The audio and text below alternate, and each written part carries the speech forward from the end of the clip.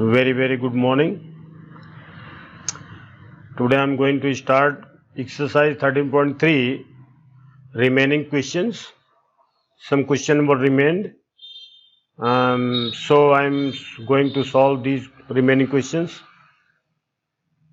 And I have solved from exercise 13.1 to 13.3. These are the questions left from the 13.3 to solve. Then today I am going to solve these remaining questions. These questions are totally depends on the Bayes theorem, including total probability theorem. If you don't about this, then if you must see the first video, because everything is explained thoroughly in detail, and also the methods to solve the questions. So first of all, you have to see that video, then you have to start this. Otherwise, you may face some difficulties. Thank you. Let's proceed for the ninth question.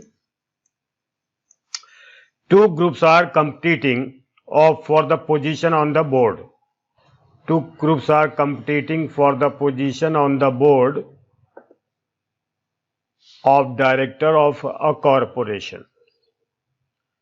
The probability that the first and the second groups will win are. सबसे पहले इसमें क्या होता है कि हमें question को समझना है. अगर हमें क्वेश्चन नहीं समझ में आएगा, क्योंकि इसमें बेस थ्योरम का यूज होता है, तो पहले हमें पता तो चले कि किस तरह से क्वेश्चन होगा, कि हमें उसमें बेस थ्योरम लगेगी या नहीं लगेगी. टोटल प्रोबेबिलिटी का क्वेश्चन है, तो सबसे पहले हम मैक्सिमम क्वेश्चन जो होते हैं वो लास्ट में पहले हम देखते हैं कि देखिए, find the probability that the new product introduced. ये तो गिवन में हो गया, ये तो गिवन में है. ठीक है, ये चीज आपको गिवन में मिल गई. क्या गिवन में मिल गई? Find the probability that the new product, ये जो न्यू प्रोडक्ट वाज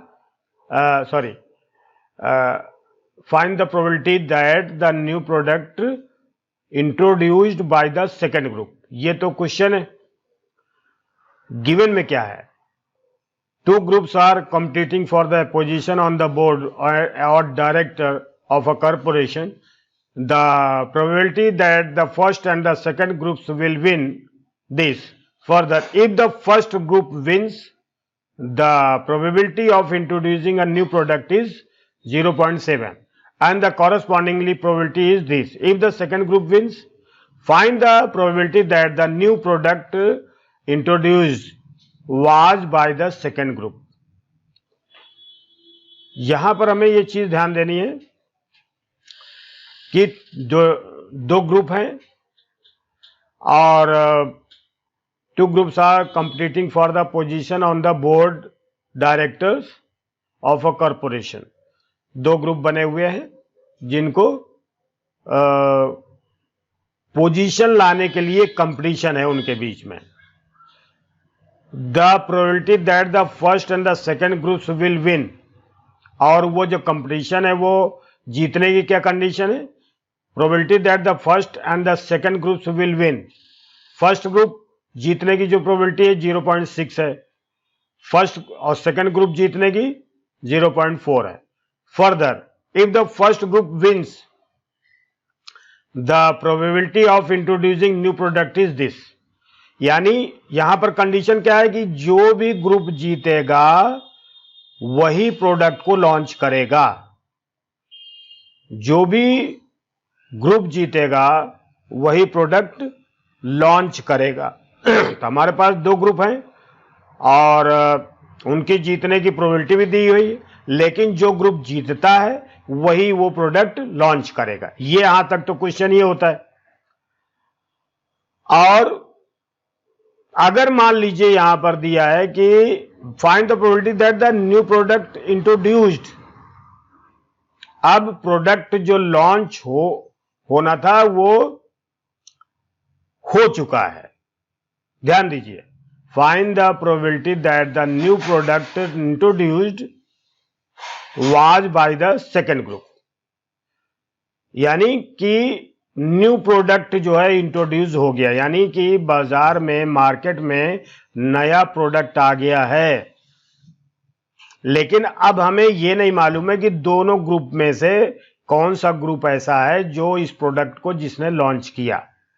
तो देखिए, इसको हम रिवर्स प्रोबेबिलिटी बोलते हैं, क्योंकि इसमें कॉज यानी कारण यानी स्रोत की प्रोबेबिलिटी हमें ज्ञात करनी है। जबकि हमारा जो सिंपल क्वेश्चन होता था उसमें क्या होता था कि सैंपल स्पेस दिया रहता था, उसमें से बॉल निकालने की प्रोबेबिलिटी क्या करते थे हम, बॉल की फेवरेबल कंडीशन आप ऊपर लिख देते थे और टोटल जो सैंपल स्पेस की वो उसकी जो रिजल्ट थे वो नीचे लिख देते थे। लेकिन अब ऐसा नहीं है। अब हम उसको सपोज यूं कर लेते हैं कि बॉल निकालने की प्रोबेबिलिटी पहले से गिवन में है, अब हमें निकालनी है कि किस बैग से वो बैग निकली है। तो ये ऐसी कंडीशन में क्या कहलाएगा, ये कहलाएगा रिवर्स प्रोबेबिलिटी, यानी कारण या कॉज, या हम ये मान सकते हैं कि सोर्स की प्रोबेबिलिटी क्या होगी। तो अब आप देखिए, इस क्वेश्चन को करने के सबसे पहले हम क्या मानेंगे, फर्स्ट E1 मान लिया हमने, E1 माना, फर्स्ट ग्रुप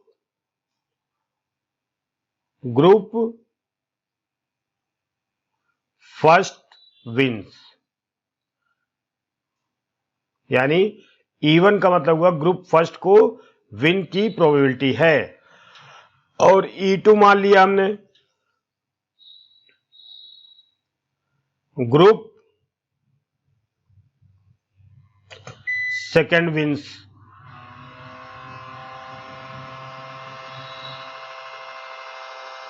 ठीक है, अब हमारे पास देखो दिया है क्या, the probability that the first and the second group will win, ये इसकी प्रोबेबिलिटी दी है। तो ये तो इवेंट है, तो इसकी प्रोबेबिलिटी क्या होगी, PE1, इसको हमने लिख दिया क्या, 0.6। और प्रोबेबिलिटी ऑफ सेकेंड इवेंट यानी ग्रुप सेकेंड के विन होने करने की प्रोबेबिलिटी क्या होगी, 0.4। देखो यहां 0.4 लिखा है, 0.4। ये तो हमने मान लिया, ये घटना पहले से हो गई है। देखिए, बेस थ्योरम कब लगती है, जब कोई घटना पहले हो जाए, उसके बाद पूछा जाए कि ये घटना किस सोर्स से हुई है। तो ऐसी कंडीशन में बेस थ्योरम का हम यूज करते हैं, और बेस थ्योरम के अंदर ही टोटल प्रोबेबिलिटी थ्योरम का यूज हो जाता है। टोटल प्रोबेबिलिटी थ्योरम अलग से, इसका मतलब नहीं है, बेस थ्योरम को प्रूव करने के लिए, बेस थ्योरम के जो क्वेश्चंस हैं उनको सॉल्व करने के लिए टोटल प्रोबेबिलिटी थ्योरम का यूज करते हैं।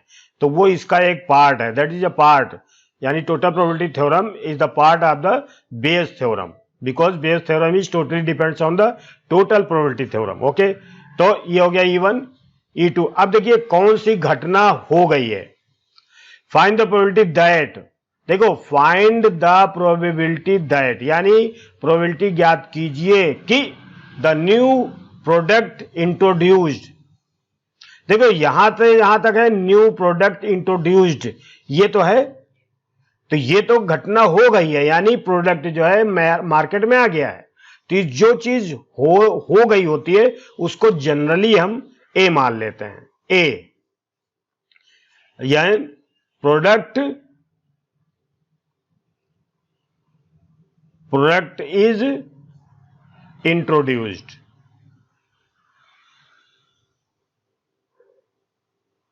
या इसको हम लॉन्च भी कह सकते हैं, लॉन्च्ड, मार्केट में कोई चीज आई है। ठीक है, ये तो हो गया। अब प्रोबेबिलिटी क्या पूछ रहा है कि find the probability that the new product introduce was by the second group. तो देखिए हमारे पास ग्रुप फर्स्ट ये है, सेकंड ये है, तो हमें उल्टी प्रोबेबिलिटी पूछी जा रही है कि इस प्रोडक्ट को लॉन्च करने वाला जो सेकंड ग्रुप है उसकी प्रोबेबिलिटी कितनी होगी, यानी E2/A, ये हमसे पूछा जा रहा है ये क्वेश्चन। ठीक है, अब हम देखते हैं कि इसमें क्या कंडीशन होती है कि मान लीजिए पहला ग्रुप अगर जीतता है, देखिए पहला ग्रुप अगर जीतता है, ध्यान से समझिए इस चीज को, मान लीजिए पहला ग्रुप जीतता है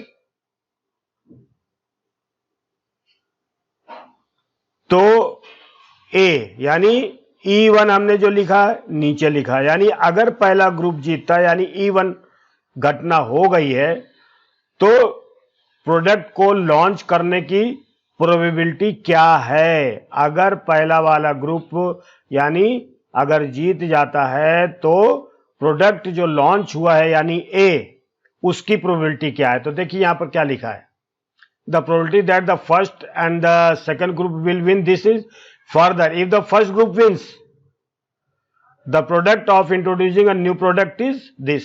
अगर फर्स्ट ग्रुप जीतता है तो देखिए E1 का मतलब अगर फर्स्ट ग्रुप जीतता है तो उसकी प्रोबेबिलिटी क्या होगी, यानी प्रोडक्ट को लॉन्च करने की प्रोबेबिलिटी क्या होगी, क्या लिखा है यहां पर 0.7, यहां लिखेंगे 0.7। और अगर सेकंड ग्रुप जीतता है तो इसका मतलब ये पहले घटना ये हो गई जीतने की, फिर प्रोडक्ट को लॉन्च करने की प्रोबेबिलिटी क्या होगी ए, इसकी प्रोबेबिलिटी दी हुई है 0.3।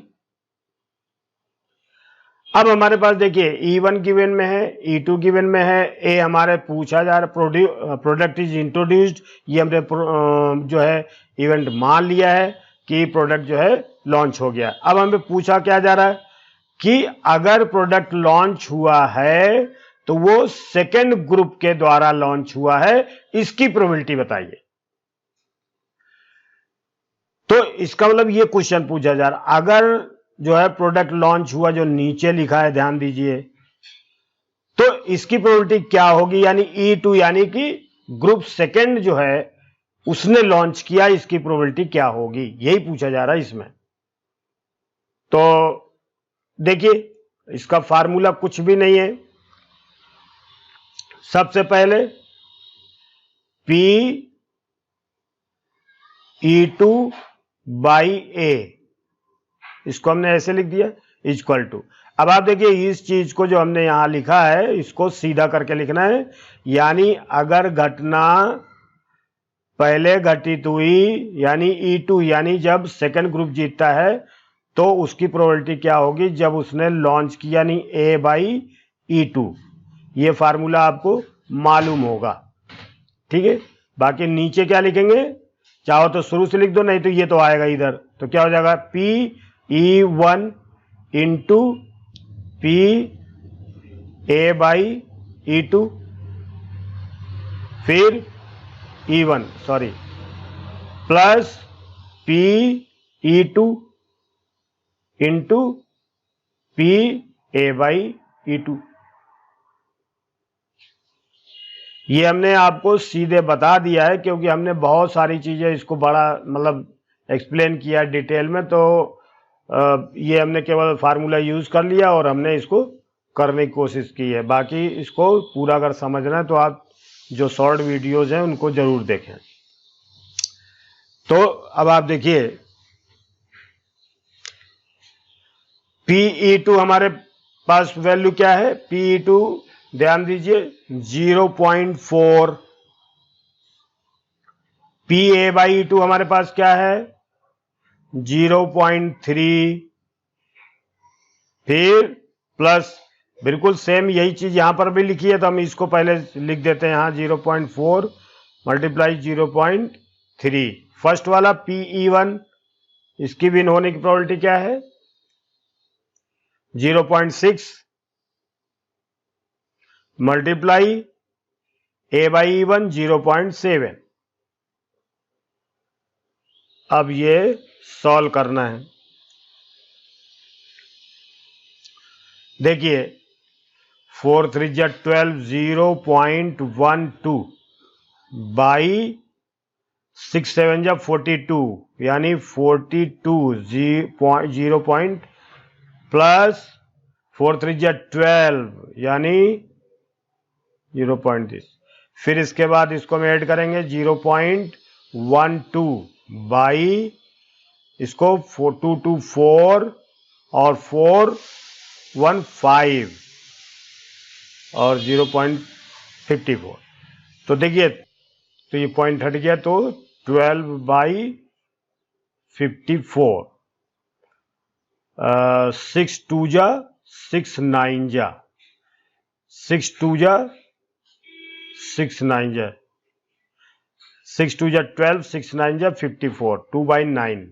तो यानी कि सेकेंड ग्रुप को उस प्रोडक्ट को लॉन्च करने की प्रोबेबिलिटी है कि सेकेंड ग्रुप ने लॉन्च किया, इसकी प्रोबेबिलिटी 2/9 है। ठीक है, अब हम देखते हैं अगले वाले क्वेश्चन में। Suppose a girl throws a die. पहले इस क्वेश्चन को समझे। Suppose a girl throws a die, मान लिया कि एक लड़की जो है वो डाई को टॉस करती है। इफ शी गेट्स अ 5 और 6, तो टॉस करने में हमारे पास 6 रिजल्ट्स हैं, 1 2 3 4 5 6।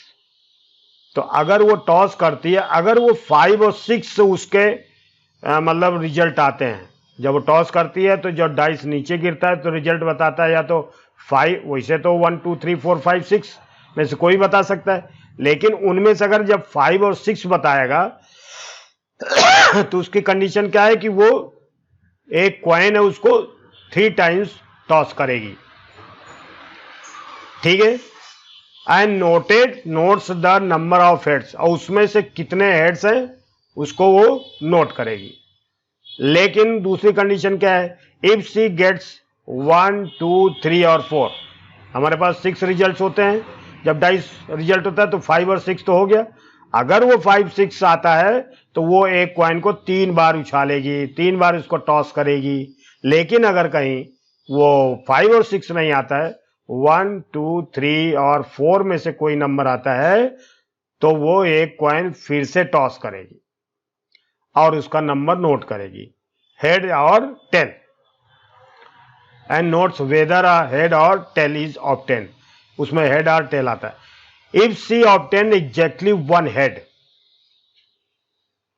अब आप देखिए ध्यान से, if she obtain exactly 1 head, what is the probability that she throw 1 2 3 और 4। इसमें भी देखिए बेस थ्योरम ही लगेगी। देखिए एक घटना इसमें हो गई है, if she obtain exactly 1 head, अगर वो डाइस उछालती है और अगर उसको एक हेड मिलता है, वो हमेशा एक हेड ऑब्टेन करती है, ये उसको गिवन में हो गया है, ये इवेंट पहले से घटित हो गई है। This event has been occurred, already occurred. If she got exactly 1 head, this event has been occurred. After this event, what is the probability that she threw 1 2 3 और 4। हमारे पास देखिए इसमें सिचुएशन क्या है, डाइस को उछालेंगे, अगर 4 और 6 आएगा, 5 और 6 आएगा तो टॉस करेगा, सिक्के को 3 बार टॉस करेगा। अगर 1 2 3 4 आएगा तो वो कॉइन टॉस करेगा। तो हमारे पास 2 रिजल्ट आ गए, पहली घटना 5 और 6 आना और दूसरी घटना 1 2 3 4 आना। तो देखिए अगर हम इसको समझाने की कोशिश करते हैं, देखिए मान लीजिए, देखिए गर्ल्स ने टॉस किया, इसको देखते हैं। अ गर्ल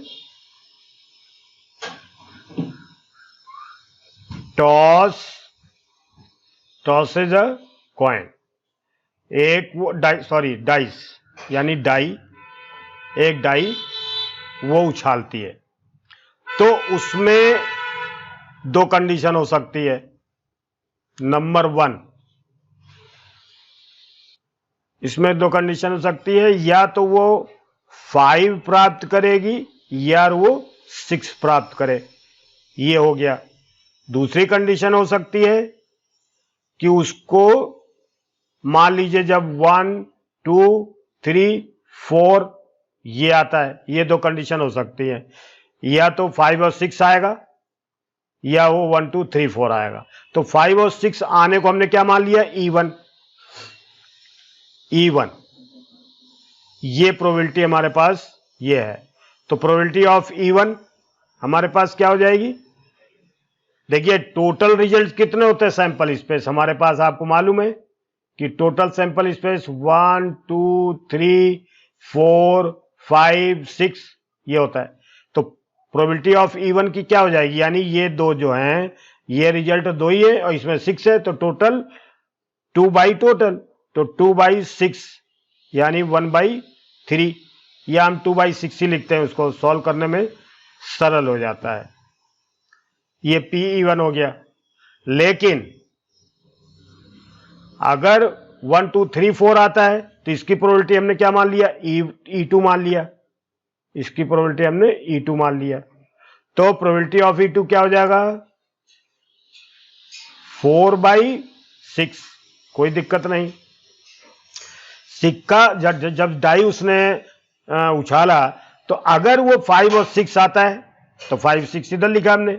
अगर E2 यानी कि अगर 1 2 3 4 आता है तो दो केस हो सकते हैं, यानी पहले केस में 5 और 6 भी आ सकता है तो उसको अलग कर लिया, 1 2 3 4 आएगा उसको अलग कर लिया, उसको E1 E2 मान लिया। अब उसके बाद क्या कहते हैं कि अगर ये घटना होती है 5 और 6, अगर ये घटना होती है तो वो एक कॉइन को 3 टाइम्स उछालता है, ठीक है। तो इसका मतलब क्या हुआ, अगर ये घटना हो जाती है आफ्टर E1 यानी अगर ये घटना हो जाएगी तो क्या होगा हमारे पास कि टोटल रिजल्ट, यानी अगर एक कॉइन को हम 3 टाइम्स उछालते हैं तो देखिए कैसे हम इसका रिजल्ट लिखेंगे, ठीक है।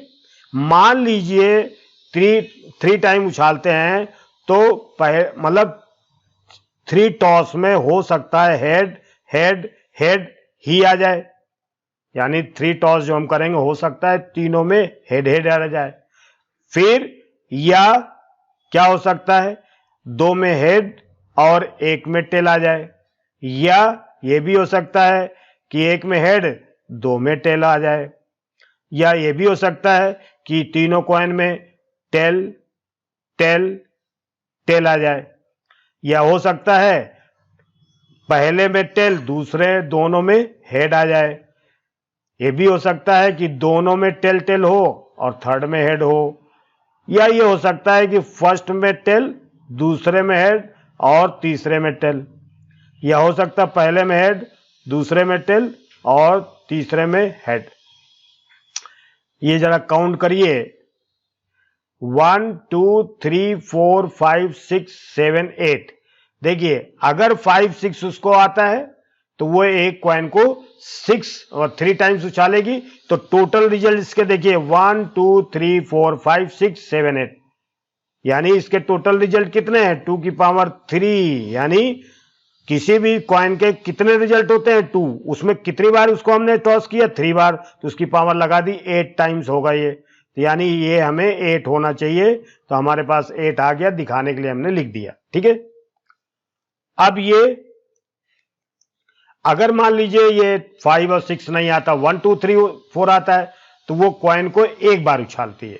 देखिए कॉइन को यहां पर क्या 1 3 and notes the number of heads, if she gets 1 2 3 4 she tosses the coin once, यानी एक ही बार उछालती है।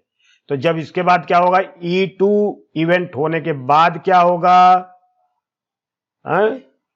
E2 आफ्टर E2 है ना, आफ्टर E2 आफ्टर E1, इसको हमने लिख दिया, यहां लिखा नहीं था, ठीक है।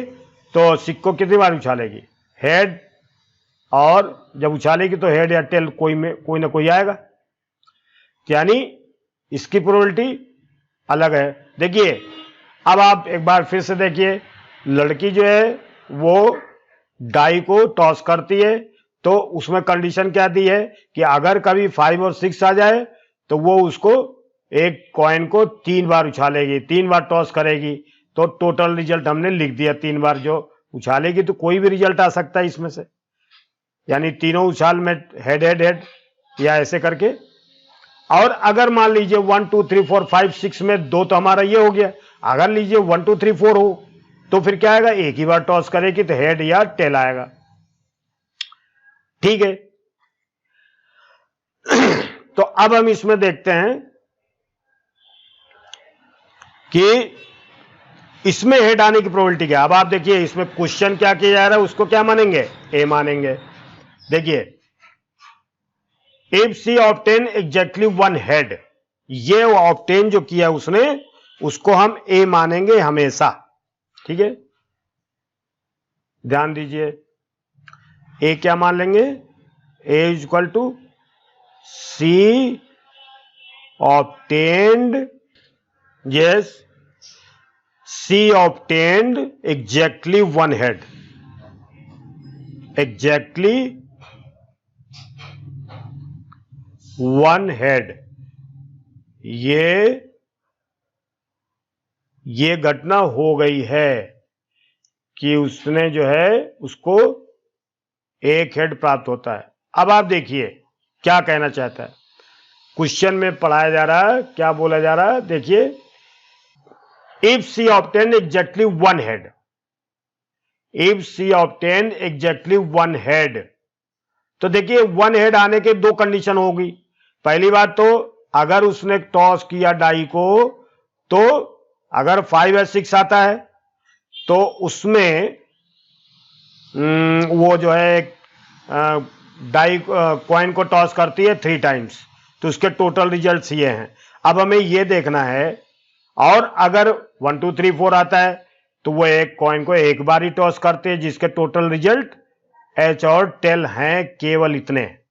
ठीक है, तो ये P1 हो गया, P2 हो गया। अब आप देखिए, अब इसके बाद क्या कह रहा है कि अगर उस लड़की को एक हेड प्राप्त होता है, अगर उसको एक हेड प्राप्त होता है तो इसका मतलब क्या हुआ कि वो what is the probability that she throw 1 2 3 और 4 विद डाई। तो ये पहली घटना क्या है कि उससे अब क्या पूछा जा रहा है कि आप उसकी प्रोबेबिलिटी बताइए कि वो जो है डाई जो है उसमें what is the probability that she throw 1 2 3 4 with die, यानी डाई जब उसने उछाला तो उसमें 1 2 3 4 आया, इसकी प्रोबेबिलिटी ज्ञात कीजिए। यानी E1 की प्रोबेबिलिटी हमें ज्ञात करनी है, सॉरी E2 की प्रोबेबिलिटी हमें ज्ञात करनी है, जबकि हमें गिवन में क्या है कि उसको एक हेड मिल गया है। अब आप देखिए इसमें में E1 E2 तो आ गया,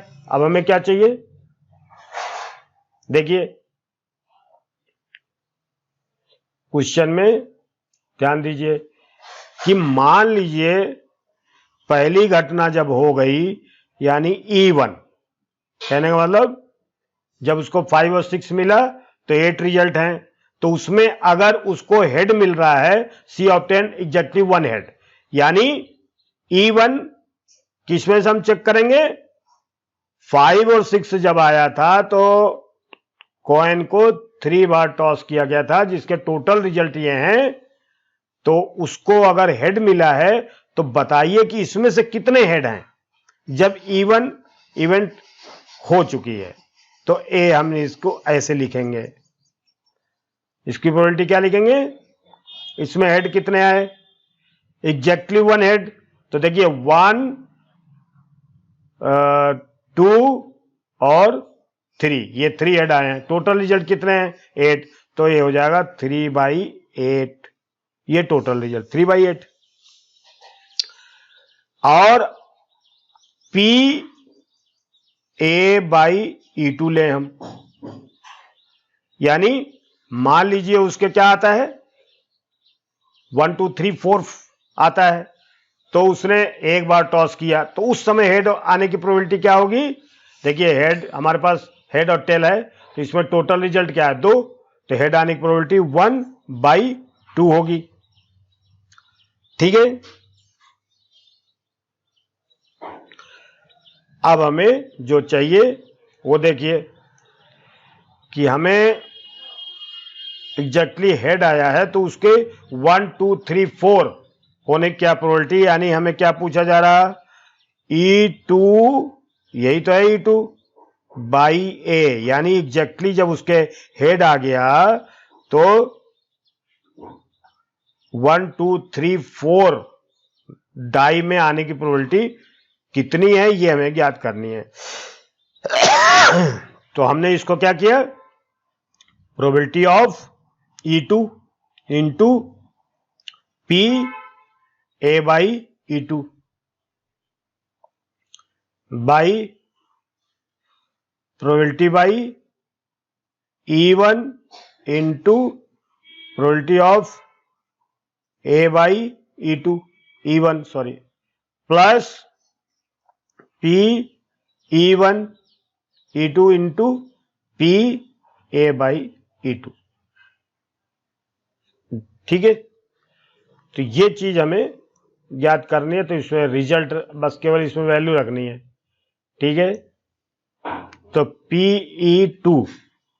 PE2 हमारे पास कितनी है 4/6, तो ये हो गया 4/6 multiply PA by E2, PA by E2 हमारे पास 1/2 है, फिर बाई PE1 हमारे पास क्या है 3/8, PE1 हमारे पास 2/4 है, 2/6 शायद 2/6, हाँ 2/6 है,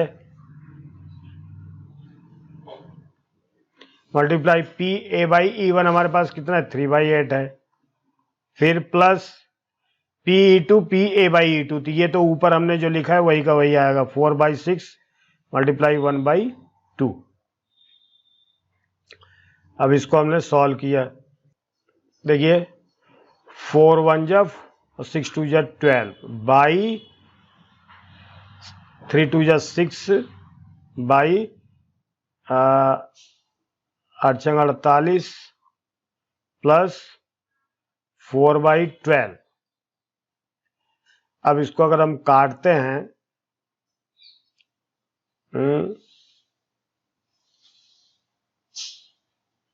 4 1 जा 4 4 3 जा 12 और 6 1 जा 6 6 8 जा प्लस 4 1 जा 4 3 जा। अब क्या हो जाएगा,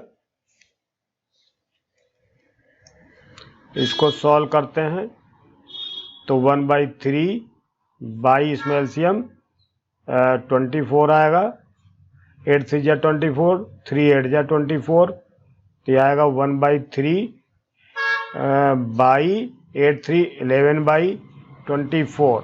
अब इसके बाद इसको हम उल्टा करके मल्टीप्लाई करते हैं 1/3 24/11, 3 1 जा 3 8 जा, तो यह आ जाएगा 8/11। ये हो गया अपना रिजल्ट। ठीक है, 11th क्वेश्चन देखते हैं।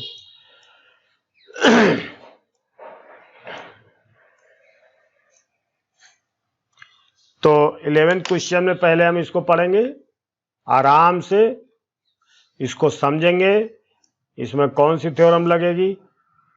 देखिए अभी तक हमने जो भी सवाल किए हैं सब बेस थ्योरम से किए हैं, यूजिंग बेस थ्योरम। ठीक है, अब आप देखिए, अब manufacturer has 3 machines operators A, B and C, यानी एक निर्माता जो मैन्युफैक्चर करता है किसी फैक्ट्री में, उसके मशीन चलाने वाले 3 ऑपरेटर्स हैं A, B और C। ये 3 ऑपरेटर्स के नेम हैं, जहां ऑपरेटर का नाम राम श्याम मोहन होना चाहिए वहां पर उन्होंने A, B और C लिखा है।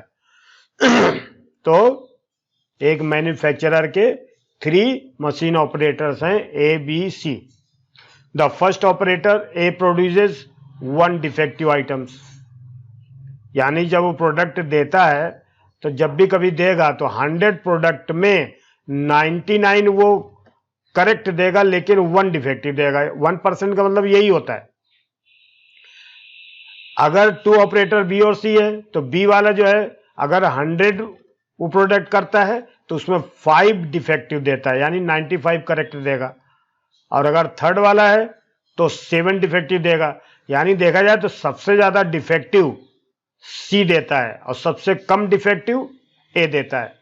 हालांकि इसकी कोई मतलब नहीं है, लेकिन अभी आपने को समझना है क्वेश्चन को कि ए बी सी अगर माल प्रोडक्ट करते हैं तो सुविधा के लिए हमने क्या मान लिया कि 100 100 100 सभी प्रोडक्ट करते हैं, यानी प्रोडक्ट बनाते हैं। ठीक है, तो पहला वाला जो है 100 में 1 डिफेक्टिव पीस देता है, दूसरा वाला बी यानी कि 5 डिफेक्टिव देता है, और तीसरा वाला सी वो जो है 7 डिफेक्टिव आइटम देता है। अब यहां पर कंडीशन क्या है, A is on the job for 50% of the time, यानी जो भी टाइम उसको दिया है उसमें केवल वो 50% ही काम करता है, और सबसे कम डिफेक्टिव आइटम भी दे रहा है, यानी 1%।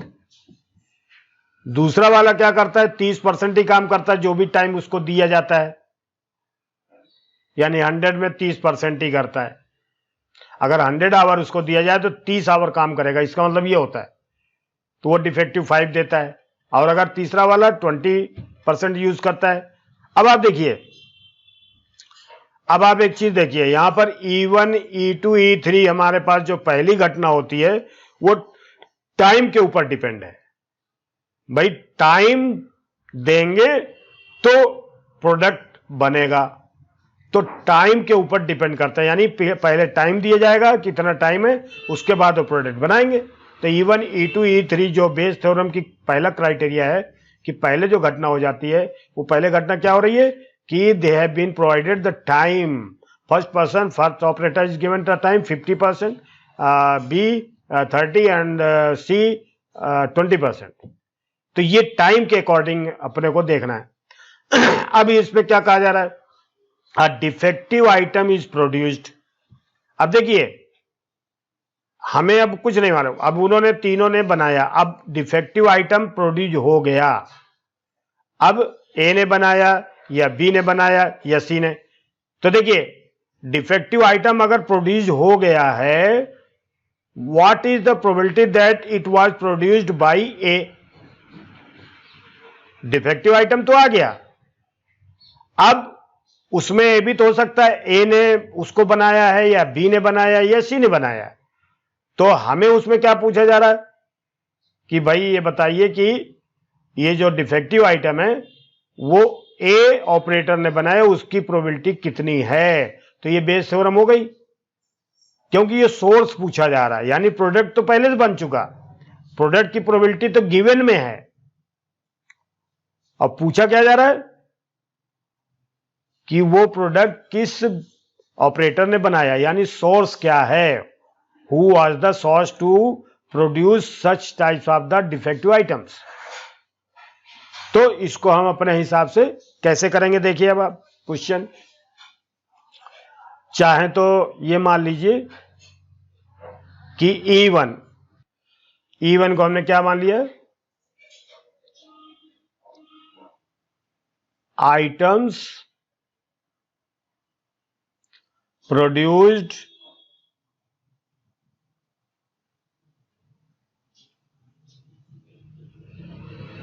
in given time, इसकी प्रोबेबिलिटी क्या होगी PE1, इसकी प्रोबेबिलिटी हो गई ए की 50%, इसको हम ऐसे भी लिख सकते हैं 50/100। अब E2 भी हमने मान लिया, क्या, item produced in given time by A भी लिखना है। E2 items produced in given time by B. तो PE2 कितना हो जाएगा, 30%, यानी 30% को हम लिख सकते हैं 30/100। और थर्ड वाले को E3 items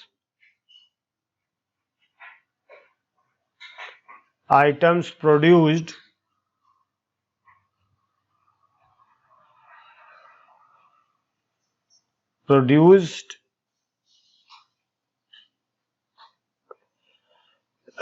by in given time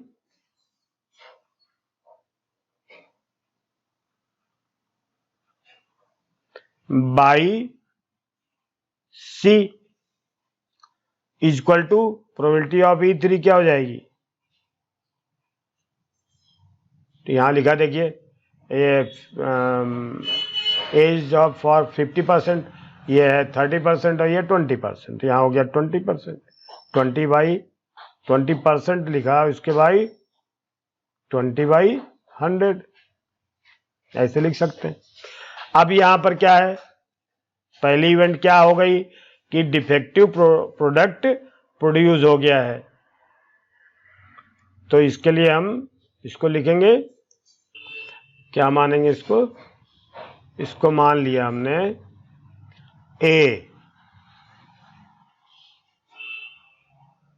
a defective item is produced, a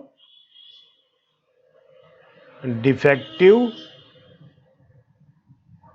item is produced, इसको हमने मान लिया, ये गिवन में है ए बराबर और डिफेक्टिव, ये जो दो बार ए लिखा है इसको मैं डिफेक्टिव आइटम इज प्रोड्यूस्ड, तो यहां पर ए जो है छोटा वाला बना देंगे ताकि कंफ्यूजन ना हो। और डिफेक्टिव आइटम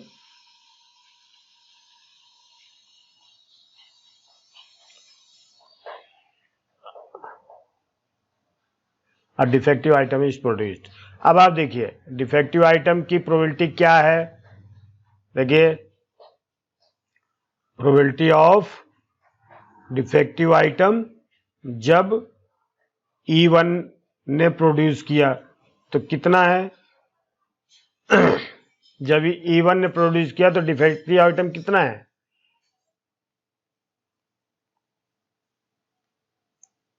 देखिए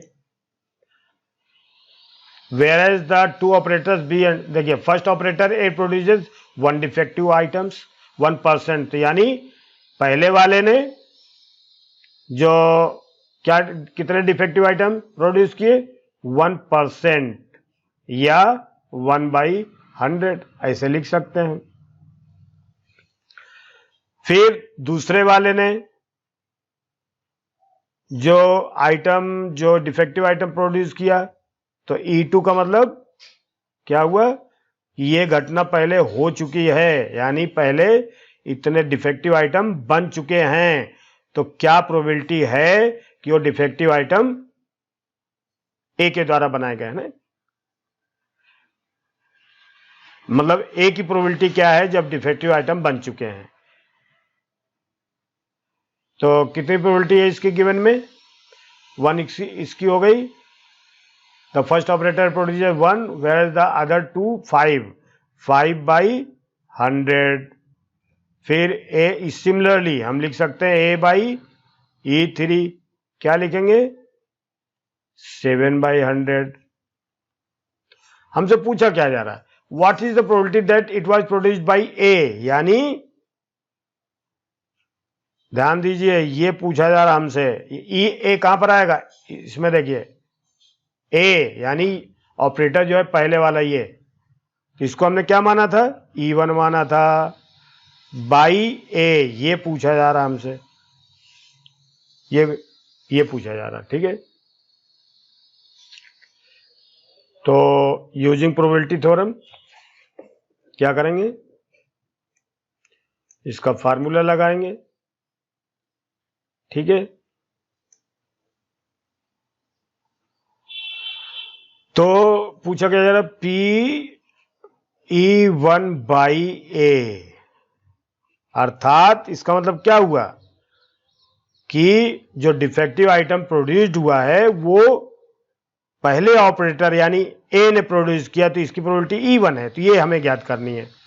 तो यहां पर क्या फार्मूले हम लिखेंगे, P E1 into P A by E1। ये तो फार्मूला आपको मालूम होना चाहिए,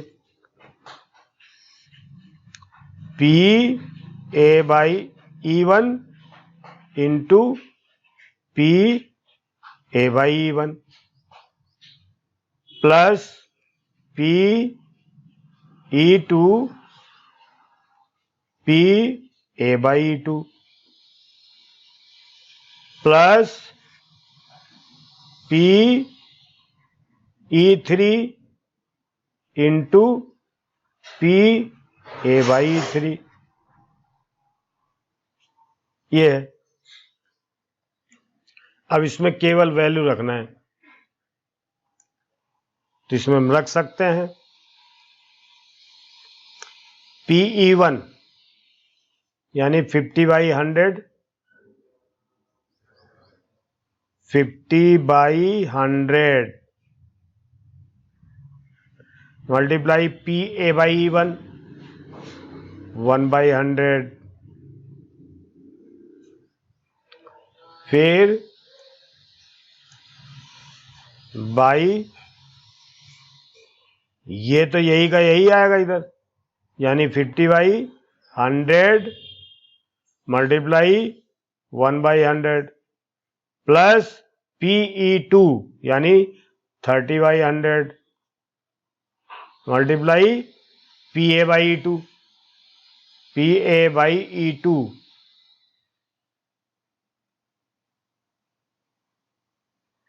5/100 प्लस PE3 PE3 हमारे पास क्या है 20/100 PA बाई E3 7/100। तो ये हमारे पास वैल्यू आ गई है। तो 50/10,000 बाई 50/10,000। अब ये चीज हमें थोड़ा सा समझना चाहिए कि हमने ऐसे ही इसलिए लिखा ताकि देखो 5 3 या 15 150/10,000 फिर प्लस 7 2 या 14 140/10,000। अब अगर हम ऊपर नीचे एलसीएम लेते हैं तो नीचे डिनोमिनेटर सब सेम है, तो हमारे पास डिनोमिनेटर कट जाएगा, तो 50 हमारे पास सीधे क्या आएगा 50 प्लस 150 प्लस 140 ये आएगा इक्वल टू 50 क्या हो जाएगा 340 ये आएगा। इसको ऐड करें, 0 से 0 कट गया, तो इसका आंसर आ गया 5/34।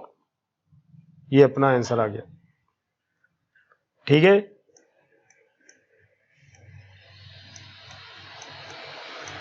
ये 12 अ card from a pack of 52 cards is lost. देखिए कार्ड जो है 52 होते हैं उसमें, मतलब एक डेक ऑफ 52 कार्ड होता है, तो उसमें कह रहा है कि एक कार्ड जो है वो खो गया। ठीक है,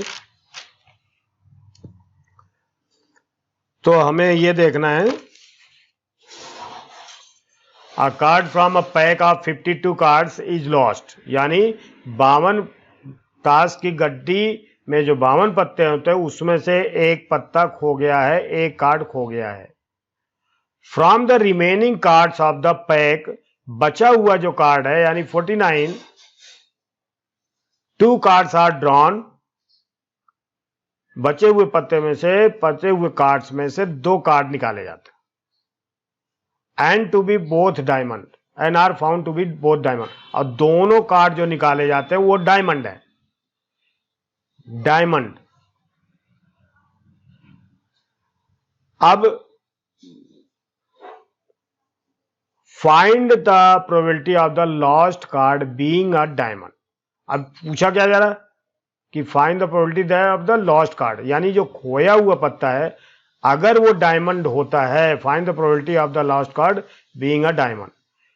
क्या प्रोबेबिलिटी ज्ञात करो कि अगर वो जो लॉस्ट कार्ड है यानी खोया हुआ जो पत्ता है वो डायमंड का है। तो हमारे पास चार होता है, क्लब्स, स्पेड, हार्ट और डायमंड। डायमंड यानी ईंट, आपको अगर सही तरीके से देखा जाए, लोग ईंट बोलते हैं इसको, वैसे डायमंड ही है। तो क्या कंडीशन होगी अब हम थोड़ा सा देखते हैं। तो हम ये पहली कंडीशन मान के चलेंगे कि सबसे पहले हम ये देखेंगे टोटल जो रिजल्ट है 52 है सैंपल स्पेस में, ठीक है। और E1 मान लेंगे lost card is diamond, E2 मान लेंगे lost card is not diamond. भाई यही तो हो सकता है कि या तो जो खोया हुआ जो कार्ड है वो या तो डायमंड होगा या डायमंड नहीं होगा। फिर पहले तो हम इसको मान के लिखते हैं,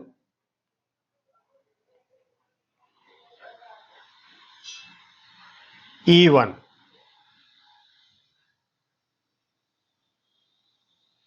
इसको हम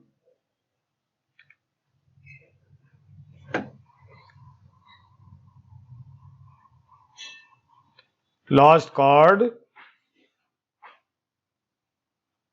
इज डायमंड, इसको हमने ये माना।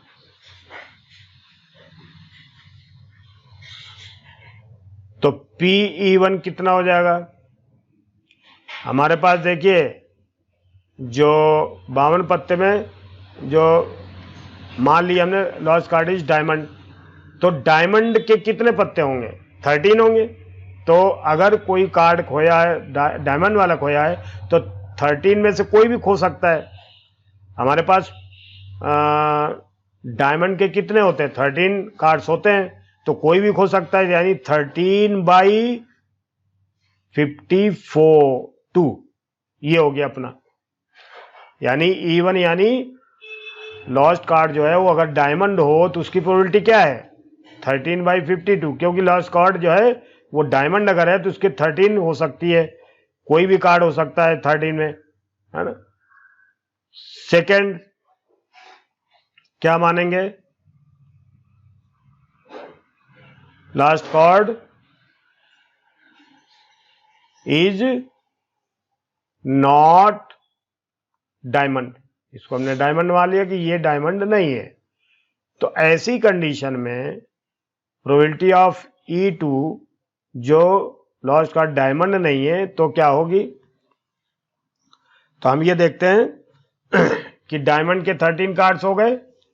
देखिए 52 कार्ड में से 13 माइनस कर दें तो कितने बचे, 12 में 3 9, 4 में 130, तो इतने जो है कार्ड बचे, तो यानी 39/52 इसका ये हो गया, ठीक है।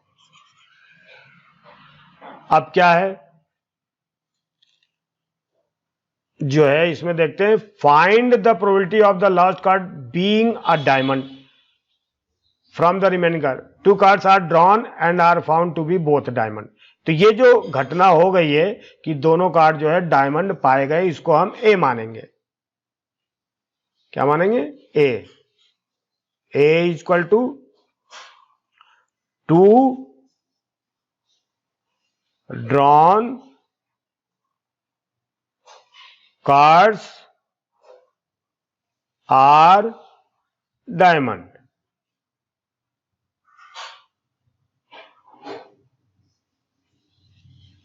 ये हमने मान लिया, ठीक है। अब आप देखिए जब हमने मान लिया तो अब हमें यह देखना है कि probability of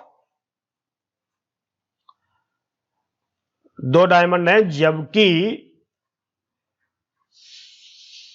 lost card is diamond है, E1 अगर लॉस्ट कार्ड डायमंड है तो 2 कार्ड डायमंड के निकालने की क्या प्रोबेबिलिटी है, ध्यान दीजिए इसका मतलब यही है। कि अगर लॉस्ट कार्ड डायमंड है तो दो कार्ड निकालने की, डायमंड के निकालने की प्रोबेबिलिटी क्या होगी, ये हमें पता चले। तो देखिए हमारे पास अगर डायमंड कार्ड खोया हुआ है, देखिए इवन का मतलब लॉस्ट कार्ड इज डायमंड, तो डायमंड वगैरह 13 कार्ड है, इसमें से एक खो गया तो कितना बचा? 12। 12 में से हमें सेलेक्ट कितने करने हैं? 2 कार्ड, यानी 2 कार्ड कोई भी हो सकते हैं, यानी 12 डायमंड कार्ड से 2 कार्ड को सिलेक्ट करने की प्रोबेबिलिटी है ये। अब एक पत्ता तो इसमें निकल गया है, ये भी ध्यान रखिए। मतलब 52 कार्ड्स होते हैं तो एक तो चोरी हो गया, एक तो लॉस हो गया, एक तो खो गया, तो टोटल कितने बचे? 51 बचे। तो 51 में से 2 कार्ड निकालने की प्रोबेबिलिटी क्या होगी? ये। अब ये जो फार्मूला ये कॉम्बिनेशन का है, तो इसका शॉर्टकट क्या होता है? इसका शॉर्टकट होता है, तो देखो 12 कार्ड्स में से 2 कार्ड्स को सेलेक्ट करना, 51 कार्ड्स में से 2 कार्ड को सेलेक्ट करना। इसका मतलब ये जो नंबर है इसको आप देखिए, इसको आप उल्टा खोलिए 2 बार, तो इसको हो गया 12 एक बार, और 2 यहां लिखा है तो 2 बार इसको खोलना है। इसके पहले क्या आएगा? 11। और इस नंबर को 1 से शुरू करके लिखना शुरू कीजिए 2 तक, तो यानी 1 मल्टीप्लाई 2 बाई 51 को भी 2 बार इसको खोलिए, तो 51 पहला, इसमें एक कम करिए तो 50 आ गया, बाई क्या हो जाएगा? 2। ये नंबर ये शॉर्टकट है, 2 लाने के लिए 1 से शुरू करो 2 तक लाओ, तो 1 मल्टीप्लाई 2। अब ये 1 2 कट गया, क्या आ गया हमारे पास? 12 मल्टीप्लाई 11 बाई 51, 51 मल्टीप्लाई 50, ये आ गया P1, PA बाई E1 आ गया। ठीक है, इसके बाद देखते हैं अगर लॉस्ट कार्ड डायमंड नहीं है, सॉरी, अगर लॉस्ट कार्ड डायमंड नहीं है, प्रोबेबिलिटी ऑफ ए, जबकि लॉस्ट कार्ड डायमंड नहीं है, यानी नीचे क्या लिखा है? लॉस्ट कार्ड अगर डायमंड नहीं है तो 2 कार्ड डायमंड के निकालने की प्रोबेबिलिटी क्या होगी? अब आप इसमें देखिए, तो जब लॉस्ट कार्ड डायमंड नहीं है तो डायमंड तो जो है 52 कार्ड्स में से मतलब 13 कार्ड डायमंड के होंगे, उसमें से 2 कार्ड निकालने की प्रोबेबिलिटी 13 में से 2 सेलेक्ट करना, बाई, अब एक कार्ड तो गुम हो गया है, तो हमारे पास तो भाई एक कार्ड तो गुम हुआ है, चाहे वो डायमंड का तो है नहीं तो दूसरे का होगा, लेकिन 52 में से एक कार्ड गुम है तो 51 ही बचा, इसमें से 2 कार्ड निकालने की प्रोबेबिलिटी क्या होगी? 2। ये हो गया हमारे पास, तो इसकी वैल्यू हम निकालें तो क्या आएगा? 13 अभी बताया था, 13 मल्टीप्लाई इसके पहले 12, 2 बार हुआ ना इधर, फिर इसके बाद 1 मल्टीप्लाई 2 यानी 2 तक लाना है, बाई 51 C2 यानी 51 मल्टीप्लाई 50 बाई 1 मल्टीप्लाई 2, तो ये हो गया कुल मिला के, ये तो कट जाएगा, हमारे पास क्या बचेगा? 13 मल्टीप्लाई 12 बाई 51 मल्टीप्लाई 50, ये बचेगा। ठीक है, अब हमें देखिए क्या कह रहा है, ज्ञात क्या करना था कि find the probability of the last card being a diamond, यानी ये हमें प्रोबेबिलिटी ज्ञात करनी है कि डायमंड के वो कार्ड हैं जो खोए हुए हैं, तो E1 last card is diamond, जबकि जो कार्ड निकाले गए जो मतलब 2 कार्ड्स नॉन डायमंड के थे उसकी प्रोबेबिलिटी, ये जो है ये हमसे पूछा जा रहा है। E1 बाई ए हमें ज्ञात करना है, इज इक्वल टू, देखिए P1 by A, P E1 into P A by E1 by P E1 into P A by E1, plus P E two into P A by E two. तो P E one हमारे पास क्या है, देखिए P E one हमारे पास है 13 one जा 13, 13 4 जा 13 चौको 52, यानी ये हो गया हमारे पास पी ई वन है 1/4 multiply P A by E one. A by E one हमारे पास क्या है 12, 11, 51 और 50 बाई 12, 11, 51, 50 हो गया। फिर 1/4 multiply 12, 11, 51 multiply 50 plus P E two 3/4 multiply P A by two 13, 12, 13/51, 12/50।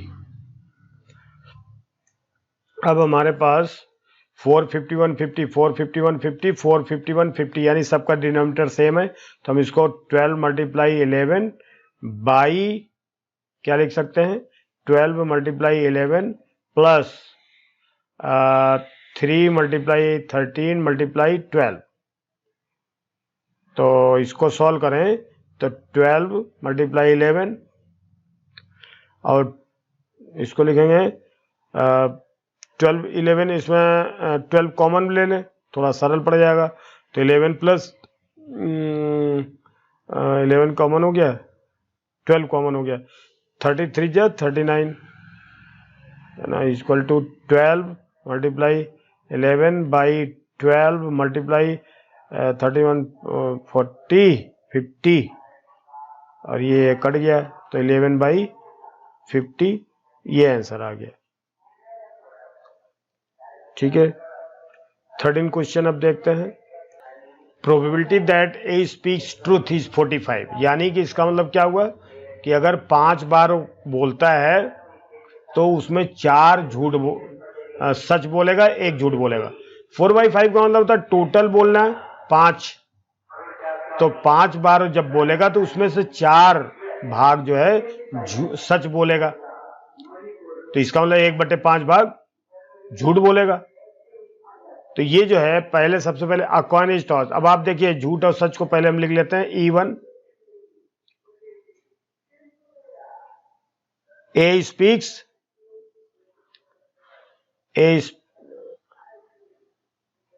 Speaks देखिए अब यहां पर ए हम जो मानते हैं उसको हम लिखेंगे ए स्पीक्स ट्रूथ, ए स्पीक ट्रूथ, ये हमने मान लिया। तो इसकी प्रोबेबिलिटी क्या है PE1 जाएगा 4/5, तो E2 इसको लिखेंगे ए does not speak truth.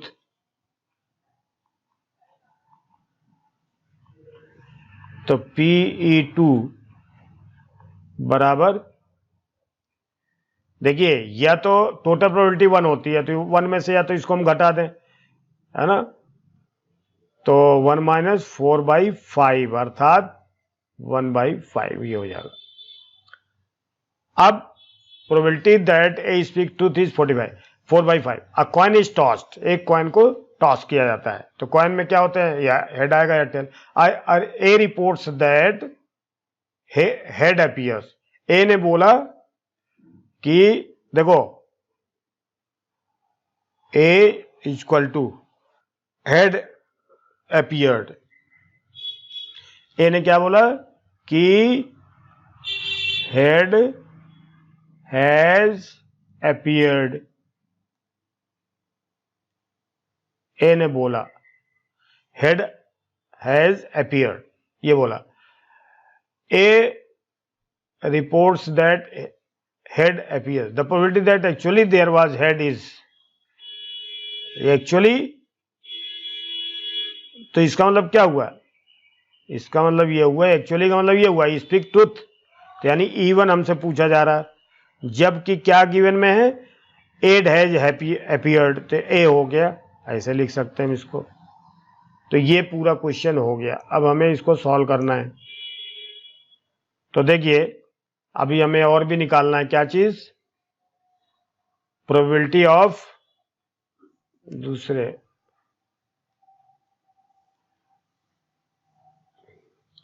Probability of A by E1। ध्यान दीजिए, इसका मतलब कि अगर क्या है, अगर वो सच बोलता है तो हेड आने की प्रोबेबिलिटी क्या है, अगर वो सच बोलता है तो हेड आने की प्रोबेबिलिटी क्या है। तो देखिए हमारे जब वो एक कॉइन सॉल्व टॉस करते हैं तो इसमें टोटल प्रोबेबिलिटी HAR टेल आती है, तो इसमें हेड आने की प्रोबेबिलिटी क्या होगी, प्रोबेबिलिटी ऑफ हेड क्या होगी, 1/2 होगी, प्रोबेबिलिटी ऑफ टेल क्या होगी, 1/2 होगी। तो यही चीज हमें यहाँ पर लिखना है, तो 1/2 हो गई, PA/E2। देखिए वो E2 का मतलब क्या हुआ कि A does not speak truth, तो हेड आने की प्रोबेबिलिटी क्या होगी, हेड आने की प्रोबेबिलिटी अगर मान लो नहीं बोला तो टेल आ जाएगा, तो भी उसकी प्रोबेबिलिटी 1/2 हो गई। तो इसको हम क्या लिख सकते हैं, पूछा क्या जा रहा हमसे, PE1/A। Now PE1/A equal to क्या होगा, PE1 into PA/E1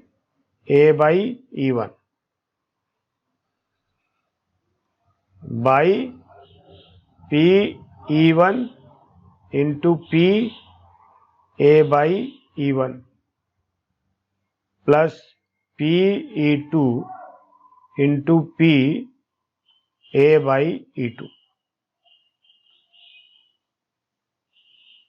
PE1 4/5 given में है, तो हो गया 4/5 मल्टीप्लाई PA/E1 1/2, फिर 4/5 मल्टीप्लाई 1/2, फिर प्लस PE2, PE2 क्या है 1/5 मल्टीप्लाई PA/E2, A/E2, PA/E2 क्या है 1/2। तो ये हो गया, देखिए 4/10 बाई 4/10 प्लस 1/10 इक्वल टू 10 उड़ गया 4/5, ये हो गया, ये आंसर आ गया इसका। यानी नीचे वाला कट जाएगा ये और ऊपर का बचेगा, काम खत्म हो गया, डिनोमिनेटर सेम है, वो कट जाएंगे। अब इसमें A is subset of B, ठीक है। This is the last question, A is subset of B। इसका मतलब ये होता है कि अगर कोई भी A कोई सेट दिया है 1 2 और B दिया है 1 2 3 4, तो A के जितने एलिमेंट्स इसमें हैं तो इसको हम क्या बोल सकते हैं, A is subset of B, यानी इसके एलिमेंट्स अगर इसमें होते हैं तो A is subset of B, ठीक है। अब अगर इसको हम A इंटरसेक्शन B निकालें तो दोनों में कॉमन क्या आएगा, भाई दोनों में कॉमन तो A ही आएगा। A इंटरसेक्शन B में अगर इन दोनों का इंटरसेक्शन निकालें तो A इंटरसेक्शन B, यानी A की जगह 1 2 और B की जगह 1 2 3 4, इन दोनों में कॉमन क्या आया, 1 और 2 ही तो आया, तो ये वही का वही सेट आ जाता है। अच्छा, PB is not equal to 0 given में है ना, 0 नहीं होगी। अब हम क्या देखते हैं, देखते हैं P, पहला वाला देखते हैं PA/B।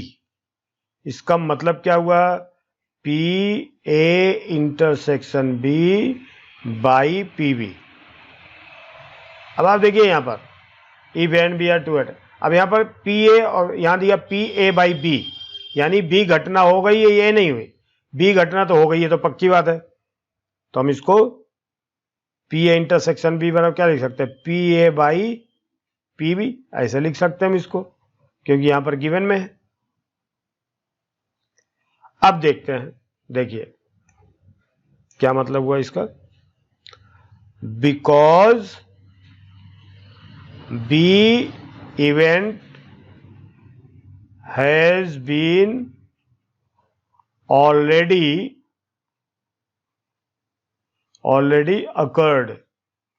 अकर्ड मीन्स घटित हो गई है।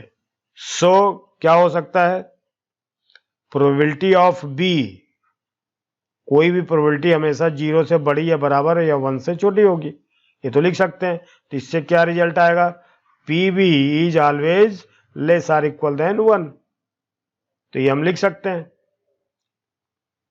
ठीक है, अब इसको हम क्या करते हैं, देखिए PB is less or equal than 1, ठीक है। अब इसमें हम क्या करें, इसमें भी हम PB से डिवाइड कर दें और इसमें भी हम PB से डिवाइड कर दें, तो ये क्या हो जाएगा, 1/PB is greater or equal than 1, ऐसे लिख सकते हैं। ठीक है, अब अब देखिए हमारे पास इधर थोड़ा सा देखते हैं, PA by B equal to हमने लिख दिया PA intersection B by PB, तो इसका हमारा क्या आया था, PA बाई PB, ये हमारे पास आया था। अब हमें क्या करते हैं, इसको ऐसे लिख लेते हैं, PA बाई B बाई ये वाला PA इधर लिखाओ, PA यानी ये वाली वैल्यू इसके नीचे लिखेंगे तो क्या आ जाएगा, 1/PB, ऐसे लिख लिया। अब 1/PB इज ग्रेटर देन 0, देखिए 1/PB is greater or equal than 1, तो अगर ये ग्रेटर आर इक्वल देन 1 है, 1/PB is greater or equal than 1, तो इसका मतलब क्या हो गया, PA by B by P, A by B by PA, PA by B is greater or equal than PA, इधर चला जाएगा PA, ये कंप्लीट नंबर है, इससे इसका फर्क नहीं पड़ेगा, तो ये वैल्यू हमारे पास आती है। तो ये कौन सा आंसर है, C है, तो ये इसमें C लगेगा, answer C। Thank you very much. I have completed this exercise 13.3 and the next question will be in the next video. Till that, good luck. You are all requested to subscribe, like and share, and if you have any comment, then your comments will always be welcome. Thank you again.